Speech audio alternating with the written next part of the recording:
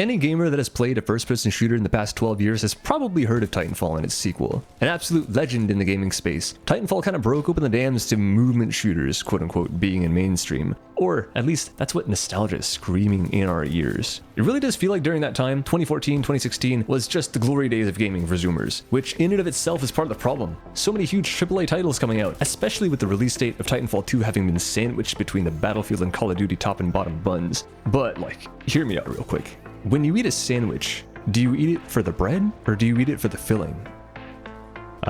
See? It was destined for Titanfall 2 to be the superior title. It was in between. It was a sandwich meat all along. It makes sense. But listen, I'm not gonna say that Battlefield 1 and I'm not gonna say that Battlefield 1 wasn't a good game. It was an excellent game. Hell, it remains my favorite Battlefield title to this day. More than BF4, more than BF6. However, I think anyone that has played Titanfall 2 would agree that whether they like it more than the two titles surrounding it or not, it did not receive its time in the limelight for as long as it deserved. And some people are still upset about it. I think rightfully so. People are longing for the past, for this strange time before $20 microtransactions and battle passes. And yes, there's some account progression and grinding which kept people going, but overall, especially for the people that still boot up Titanfall 2 today, games were played because they're just fun to play. People ask all the time for Titanfall 3, and I get it. It's very tempting to have this game rebooted with a modern coat of paint and modern gameplay decisions. However, I must remind everyone that cares about Titanfall actually being good, the Respawn Interactive and Electronic Arts of today are not the same as they were in 2014. Look at Apex Legends. I don't know about any of you watching, but I would not like the Apex monetization team having any influence over a potential TF3. But I digress. Let's get back on topic. What are we actually looking at today? Well, over the past few years, there have been a number of indie devs that have been dabbling with the concept of Titanfall clones, and this piques my interest with how infested the AAA scene is nowadays with micro, or at this point, macro transactions. Indie games are getting some deserved time in the spotlight, and we're talking about Titanfall, right? So let's take a look at these. We have 3 heavily inspired titles: Diesel Knights from Xavier Johnson, Get to the Orange Door by Andrew Smith, and Shatter Rush by Tetra Studios. And the final one is the one that we're going to be looking at today. I might also make a video about Get to the Orange Door in the future. I haven't played it, but seeing footage of that game does make me feel like it has potential, even though the updates have been very few and far between. The dev isn't quite radio silent yet. There's still updates on the Steam page for the news, so I'm keeping my fingers crossed. For now though, let's come back to Shatter Rush. It's extremely clear that this game is trying to emulate the Titanfall 2 experience while also adding its own twist in the form of very heavy environmental destruction, to the levels of something like the more destructive Battlefield titles. With the caveat that this game is very much in early access, the central question to ask is this: does Shatter Rush do enough to fill the enormous shoes that Titanfall 2 has already tread with? And as of May of 2026, the answer is a resounding no. Follow-up question: does it have potential to be able to do that eventually, and is it on the right track? And for that, I would say yes, massively. In fact, I would go as far to say that there hasn't been another game that has gotten this close to the Titanfall experience in the past decade. It does all the really obvious things: wall running, movement utility like grapples, stim, giant mechs that you pilot and engage in combat with other giant mechs. So why such a damning answer to the initial question? Well, I'm gonna do the annoying thing and answer a question with another one. What's the reason Titanfall players keep going back to this 10-year-old game instead of moving on? Well, the obvious answer might be the mechs. People love their power fantasy, and calling down mech suits is what would essentially be alt abilities for that age in gaming is an easy way to fulfill that. But even building off of that, the infantry combat feels extremely smooth and fluid no matter what the players are doing. The overall movement system with the wall running and sliding is intuitive, but with a high skill ceiling. The abilities to augment the movement have excellent sound design, physical impulse, and visual feedback from using them. The weapons are just the same, and the addition of NPC enemies in the flagship game mode Attrition let players of all skill levels feel like they have a tangible impact on the result of the game. Everything just comes together to make Titanfall a near perfect combination of every experience pillar of first-person shooter gameplay. So if we're gonna get back to Shatter Rush, on the surface, watching the trailers, looking at gameplay, it does all those things I just mentioned. So what does it get wrong? The answer is unfortunately everything, by just a tiny little bit. I'll get into that in a second. But first, I know wrong, quote unquote, is quite a strong word to use with quite a negative connotation, and I don't entirely mean it that way. It's mostly for engagement, but you know, you gotta do what you gotta do. The main reason I'm making this comparison so adamantly throughout this video is because of how obvious and transparent the inspiration is from the predecessor. So I think that people that are coming into this game expecting it to be the perfect Titanfall replacement deserve to know what they're actually getting into. Every single aspect of Shatter Rush gets gets about 90% of the way there to its Titanfall counterpart. Shatter Rush has wall running that is 90% as smooth as Titanfall. It has a movement utility that feels 90% as good as Titanfall. It has guns that feel 90% as good as Titanfall. The mechs feel maybe a bit less than 90% as good as Titans, but the final 10% of every single one of those aspects is such an insanely big deal. Yes, as previously mentioned, Shatter Rush is very much in early access. There are not that many devs. In fact, I think there's only 2 people working on this game, but these are core aspects of a very simple game right now. I'm not sure of what the long-term plans are, but right now there's only multiplayer. Everything else is built off of these mechanics. They can't be ignored. And I'm not talking about ignored by the devs. I'm saying that the moment I got into a server with decent latency and was able to actually play the game properly against other players, I was running into these inconsistencies constantly, and I needed to go into custom single-player lobbies in both games to make sure I wasn't just losing my mind. There are 2 absolutely huge disparities between Shatter Rush and Titanfall 2 in regards to the movement alone, and I'll timestamp both of them in the video description. The behavior when the player attempts to jump and wall run perpendicular to a wall, and the behavior when the player slide hops and strafes with the left and right movement inputs. I can't speak for the entire population, but I feel like most people who have played Titanfall will immediately be able to feel the difference between both those things I just mentioned, and you can even see it on screen how different it is. Trying to run against a wall in Titanfall feels kind of magnetic, like there's a suction cup keeping you on the surface. It's possible to transition straight into a wall run from that position by simply turning the camera left or right.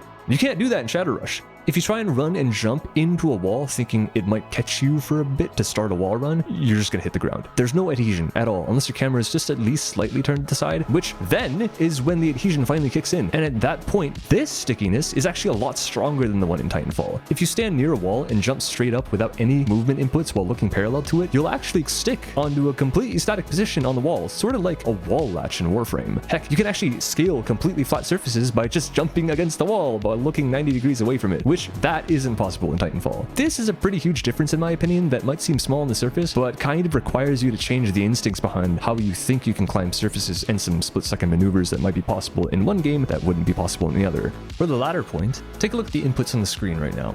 Sliding forward and holding one of the sideways direction keys without using thrusters in Titanfall will just maintain the player's forward trajectory. If you want air control, then you have to tap straight. Then the player's movement will veer in that direction. Whereas in Shatter Rush, any input of the movement keys has a huge impact on the direction you're moving while sliding. The devs actually call this Lurch in one of the written tutorials, and this mechanic also exists in Titanfall, but in that game you have to perform the Lurch immediately after a jump.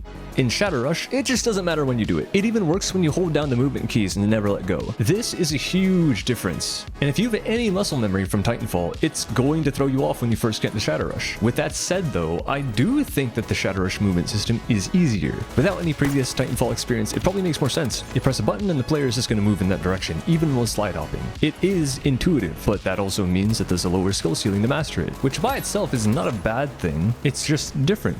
Now, perhaps this second point might just be because I have some rose-tinted glasses for Titanfall 2, because technically it's not impossible to learn how to move with the system that Shatter Rush uses right now. The air control and lack of tap strafing is personal preference, but it's undeniably different. That's my main point. It's different, and I think that's a valid thing to point out for a game that's very clearly taking a ton of inspiration from Titanfall. I have my biases, and I believe that the way Titanfall does movement is superior to the system that Shatter Rush has in place right now. However, that's an opinion and not a fact. I am but one single person, and more specifically, I'm a Titanfall 2 player, and that's my personal opinion. That's the great thing about indie devs. They can actually hear our opinions. This game is made by 2 people, and they're actively asking for feedback every single time you play the game. I mean that literally, by the way. When you exit the game, you sometimes get a prompt asking you for any suggestions or comments that you'd like to see in the future, and I believe that you guys should fulfill their wishes. Send in your feedback on whether you like the things they're doing or not, whether you've got more ideas that you'd like to see, and leave a comment here as well. I am curious to see how many people either share my point of view or think that everything I said was stupid. Do you like the fact that you can't lash into a wall by looking straight at it before turning into a wall run? Do you like the fact that the character has a ton of air control while slide hopping? Just let me know down below. There are a few other pain points that I've had about this game that I don't want to spend too much time on, since they're a whole lot less foundational than the 2 things I just talked about, and because I believe that they're likely only issues because this game is that early in development. Plus, I've already done my due diligence and raised those issues within the feedback form that I mentioned after the first day I played.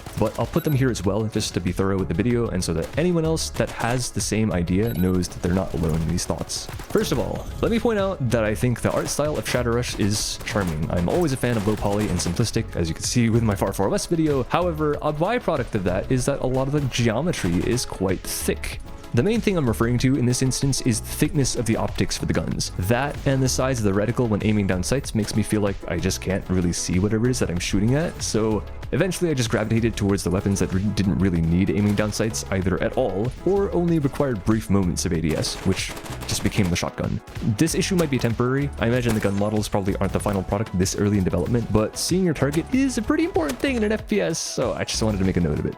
Piggybacking off the topic of optics real quick, this game doesn't yet have the option for toggle ADS. I don't know if it's on the horizon, but it's something that I put into my feedback when they prompt you at the end of a session. I think that having the option for toggle aim is just imperative for any FPS with an aim down sights mechanic. I could spend another 5 minutes on why toggle ADS is at least different enough to warrant having an option for it, but I don't want this video to be that long, so I'll just leave it there. If you guys have questions, you can leave a comment down below, and as you can tell from my last video, I read every single one, literally every single comment, and I respond to as many as I can, so feel free to ask away if you're wondering about anything I have to say. Something else about the movement that I'm not sure if it's intentional or not, but this might be a really big reason why the slide movement feels a bit less than comfortable. The player actually doesn't accelerate when sliding down slopes, even though the tutorial says that this should happen. When I figured this out, I was absolutely dumbfounded, but I also kind of felt validated because I knew that the sliding felt a bit off and I couldn't really put my finger onto why. But now that I know this, everything just makes more sense. And the only reason I found out is because I was going back into the gauntlet and mainly testing the wall stickiness thing that I mentioned before, but I went backwards so I had more space to play with in the giant room with a big ramp, and I tried to slide down in order to get down faster, but instead of getting down faster, I actually decelerated. So while sliding down slopes, the player actually slows to a halt after some time. Doesn't matter how steep it is, it just always happens. This one I don't think is subjective. I'm pretty sure the acceleration when sliding down slopes is just a thing in video games that's just kind of understood in this day and age. Again, let me know in the comments what you think, but I find it really weird that this is how it works right now. Last couple things to mention before I give my closing thoughts. 2 out of the 4 movement abilities are ones that the devs have slotted in by themselves, but 2 of them are definitely inspired by Titanfall, but the mechanics of them are very different. Stim in Shatter Rush works on a recharging toggle on-off fuel system rather than a single one-time use charge like it does in Titanfall. You can activate it and run faster for as long as the charge lasts, and hitting the button again will turn it off immediately, and it instantly starts charging from there. It's not necessarily better or worse, it's just different.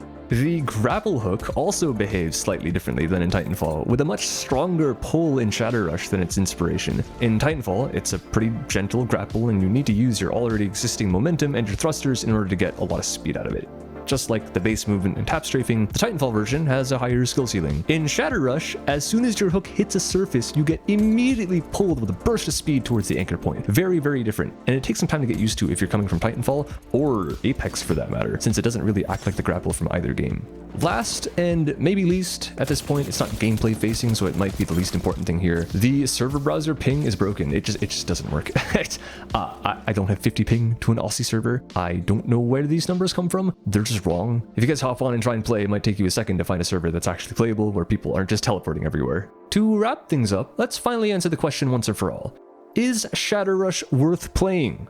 Yes, and this is not me saying that Shatter Rush is Titanfall 3. This is not saying that Shatter Rush is better or equally as fun as Titanfall is. This is me saying that Shatter Rush is a game that stands on its own and is enjoyable enough to warrant supporting it. I played it for hours getting footage for this video, and I enjoyed it more and more when I finally broke through my muscle memory from Titanfall and figured out the loadout that fit my style. Right now, it's free. You can install it, try it out, find a decent server to play on, and then before closing out of the game, leave some feedback. Tell the devs if you like the differences from Titanfall. Tell the devs if you want them to make it more like Titanfall. Tell the devs that you hope they're having a great day. I don't know. Just engage somehow. It's 2026. Engagement is like 90% of the battle with the success of content. And I'll say again, this is not the regular AAA megacorp that's just completely tone deaf to what players want out of their game. So go play it. It's Shatter Rush on Steam. They have a Discord as well. They have a Patreon if you want to support them directly. But realistically, just go install it and play it. It's decent, and it can really only get better from here. And I look forward to that in the coming months because they release updates pretty much every single day, which is kind of insane. I haven't seen a dev team this dedicated in quite a while, so I'm really impressed with them and the project that they made for us to play. For now, I just want to thank all you guys in the audience who have stuck around until this point in the video. I know this one didn't match the tone of the Far Far West video at all. That video is pretty much just a glaze fest for how much I love that game. This one, a little bit more like a warning for people who might be expecting something different, while trying to make it constructive nonetheless. I expect that my future videos will bounce back and forth between these two kind of vibes, since not every game is going to be perfect, and I'm just trying to keep it real. I do have plans for the upcoming weeks as well. I've been putting in a tiny bit of time into the Star Seeker beta this weekend, not as much as I'd like, since I've also been working to push this video out to try and maintain the crazy traction on my channel as of now. And that's something I want to mention as well. 200 subs in less than a week is bonkers, absolutely insane. I know I struck gold literally and metaphorically with Far Far West. 500,000 outlaws is more than even I expected with how much I love the game, but that's probably a pretty big reason why that video did so well. So thank you to the devs for making such a fun game. I look forward to spending whatever free time I have getting my sniper back to level 40 so I can use gold jokers. But for everyone that found me through that video and are sticking around for more, you guys are awesome, and I love you, and I will have more content for you all soon. Maybe a Star Seeker video next week, and in a couple more weeks, Deep Rock Galactic Rogue Core comes out. I have been waiting for that game for months, and you can bet I'm picking it up on launch day and making a video about it. If you want to hear about what I think of it and see if it's a game that you should be picking up, subbing to my channel and ringing that bell will let you have a notification as soon as that video goes up. And if you think I deserved it, you can leave a like on the video and a comment if you've got something to say. I read every single one. No joke. Check my last video. I read every single one. That's it for me. I hope you all have a good morning, afternoon, evening, wherever you are in the world. Stay safe, and I'll see you next time.